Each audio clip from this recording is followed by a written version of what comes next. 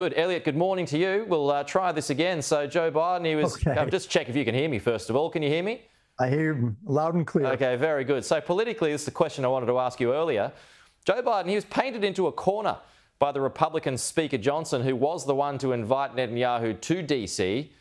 So they had to have this meeting in the Oval Office. What realistically comes out of it? Well, it's a chance for Netanyahu and Biden to kind of kiss and make up.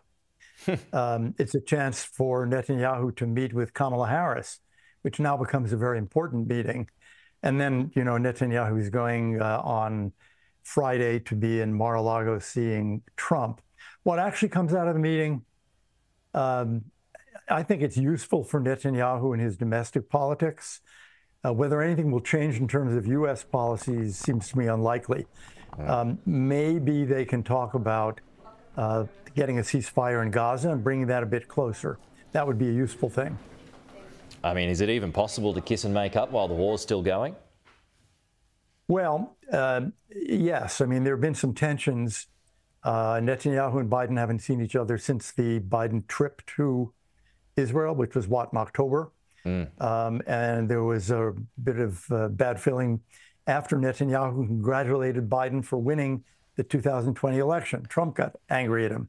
So this is more, I think, resetting personal relations and building them with Harris than it is any kind of large policy visit. So as you referred to then, he's got this meeting with Kamala Harris, which is happening right now. Is she any more or less of a friend to Israel than Biden was? Well, that's a big debate right now. Generally, people think that Biden's more friendly. Harris has been more critical of Israel, has talked more about what's happening with the Palestinians in Gaza. She never describes herself, as Biden often does, as a Zionist. So I think there's a feeling that there'd be maybe a bit more space between the U.S. and Israel under Harris than under Biden. So she's more in line with that left flank of the Democrat Party. Well, that's what Republicans are going to argue, and she'll probably argue, no, she's right smack in the center. Yeah. I think if we read between the lines, are we thinking that Netanyahu would prefer Trump to win in November?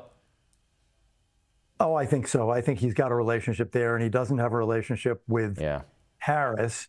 And the Democratic Party is not as pro-Israel as the Republican Party. 120 Democratic members of Congress boycotted Netanyahu's speech. I think 0 Republicans did. So I think that's a reasonable guess you're making. Okay. Elliott Abrams, good to see you. Thanks for your time.